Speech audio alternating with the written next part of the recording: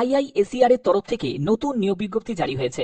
Education department এই বিজ্ঞপ্তি তোমাদের জারি করেছে এবং তোমাদের যে নিয়োগটি হচ্ছে সেটা কলকাতাতে পোস্টিং হচ্ছে, কিন্তু আবেদন করতে পারবে যে কোনো জেলা যে কোনো রাজ্য থেকে আবেদন করতে পারবে এবং এটি হচ্ছে একটি সেন্ট্রাল গভর্নমেন্টের চাকরি।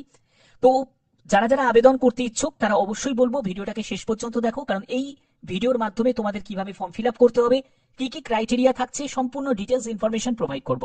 তো চলো মূল পিডিএফ এ চলে যাচ্ছি, প্রত্যেকটি তথ্য তোমাদের কাছে তুলে ধরছি। এখানে তোমরা দেখতেই পাচ্ছ যে তোমাদের এই যে আবেদন করার জন্য যে লিংক, এই লিংক অ্যাক্টিভ হয়ে গেছে, প্রত্যেকে আবেদন করতে পারো। এই লিংকের মাধ্যমেই তোমাদের আবেদন করতে হবে এবং আবেদনের শেষ তারিখ হচ্ছে 18ই আগস্ট 2025।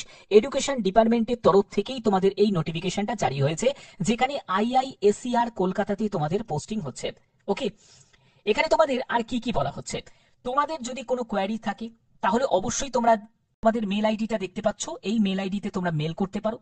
তোমাদের যদি কোনো রকম কোনো কন্ট্যাক্ট করার থাকে তাহলে অবশ্যই তোমাদের বলবো এখানে তোমরা মেল করে তোমরা জেনে নিতে পারো।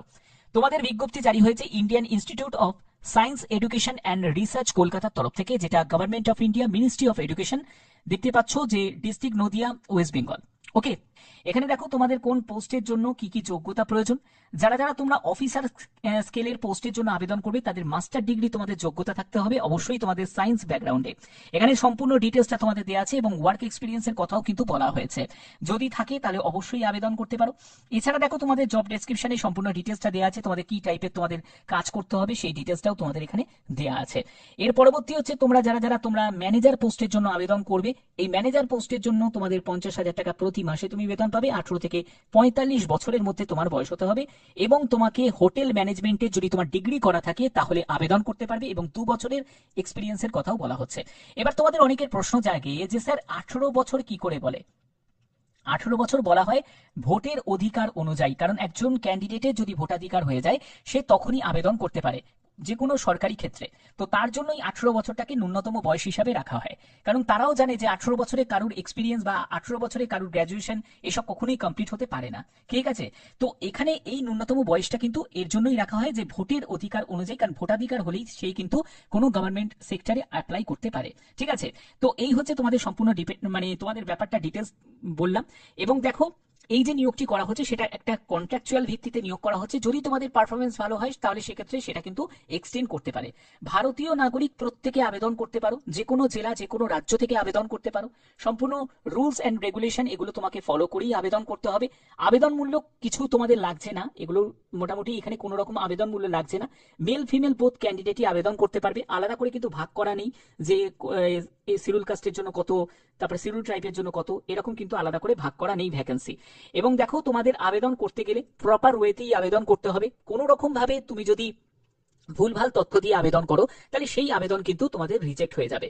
এখানে অবশ্যই আবেদন করার আগে ভ্যালিড মোবাইল নাম্বার এবং তোমার মেল আইডি প্রয়োজন, কারণ তোমাদের ফার্দার যা কমিউনিকেশন হবে সবই কিন্তু এই মেলের মাধ্যমেই তোমরা জানতে পারবে বা তোমাদের এসএমএস এর মাধ্যমে জানানো হবে। অ্যাডমিট কার্ড এগুলো তোমাদের ইস্যু করতে পারবে পরবর্তী সময়।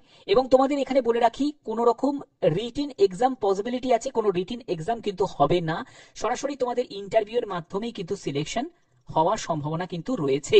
ঠিক আছে, এই ব্যাপারে যখন প্রপার কোনো মানে ইনফরমেশন আসবে অবশ্যই তোমাদের সেটা দিয়ে দেবো।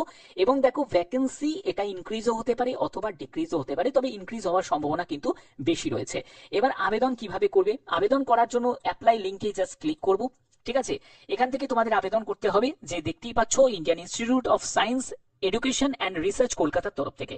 এখানে আবেদন করার জন্য তোমাদের ইউজার নেম এবং পাসওয়ার্ড ক্রিয়েট করতে হবে। এটা কিভাবে ক্রিয়েট করবে, ডোন্ট হ্যাভ অ্যান অ্যাকাউন্ট এই অপশনে তোমাকে সাইন আপ অপশনে ক্লিক করতে হবে। ক্লিক করার পরে তোমরা এখানে একটি মেল আইডি দেখতে পাবে, মেল আইডির জায়গায় মেল আইডিটা বসিয়ে দেবে, কনফার্ম মেল আইডি করবে, রিটাইপ করে দেবে। 6 ক্যারেক্টারের একটা পাসওয়ার্ড তোমাকে বসাতে হবে, সেই পাসওয়ার্ডটাকে তোমাকে কনফার্ম করতে হবে।